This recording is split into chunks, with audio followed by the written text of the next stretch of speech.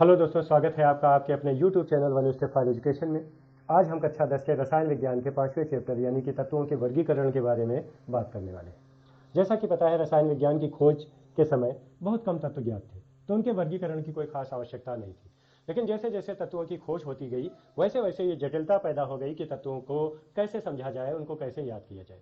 तो उन्हें समझने के लिए, उन्हें याद करने के लिए उनका वर्गीकरण आवश्यक हो गया। और इस वर्गीकरण का मकसद तत्वों को गुणों के आधार पर उन्हें अलग अलग वर्गों में बांटना था।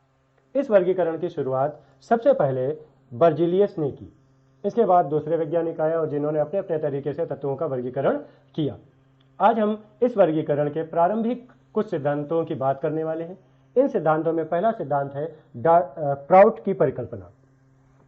प्राउट की परिकल्पना में उन्होंने बताया कि सभी जो तत्व हैं वो हाइड्रोजन परमाणुओं से मिलकर के बने। हम इस क्षेत्र से जुड़े हुए कुछ प्रारंभिक सिद्धांतों की बात करने वाले हैं और इसमें सबसे पहली परिकल्पना है प्राउट की परिकल्पना। प्राउट ने क्या बताया? प्राउट ने बताया कि जितने भी तत्व हैं असल में वो हाइड्रोजन परमाणुओं के संयोग से बने हैं। सीधी सी बात उनकी ये कि सबसे पहले हाइड्रोजन परमाणु बना, वो हाइड्रोजन परमाणु जब आपस में जुड़े तो दूसरे तत्व का निर्माण हुआ। इसी तरह से तीसरे, चौथे, पांचवें और बहुत सारे तत्वों का निर्माण हो गया। कुल मिलाकर के अगर प्राउट की परिकल्पना की बात की जाए तो एक स्पष्ट और सरल बात यह निकलती है कि सभी तत्वों का निर्माण हाइड्रोजन परमाणुओं के सरल गुणक रूप से मिलने से हुआ है।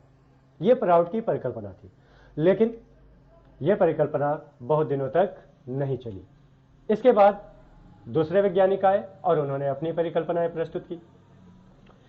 इन परिकल्पनाओं में सब अपने अपने तरीके से तत्वों को समझाने में लगे थे।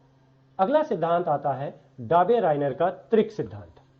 डाबे-राइनर ने क्या बताया कि अगर हम समान गुण वाले तत्वों को तीन तीन के समूह में व्यवस्थित करें तो हर तीन तत्वों में अगर हम पहले और तीसरे तत्व के परमाणु भारों को जोड़ें और उनका औसत निकालें तो औसत निकालने पर मध्य वाले तत्व का परमाणु भार प्राप्त हो जाएगा, जैसा कि इस सारणी में दिया हुआ है।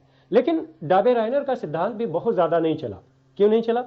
क्योंकि उनकी इस परिकल्पना के आधार पर केवल तीन त्रिक ही प्राप्त हुए और बाकी तत्वों पर इनका यह सिद्धांत लागू नहीं हुआ।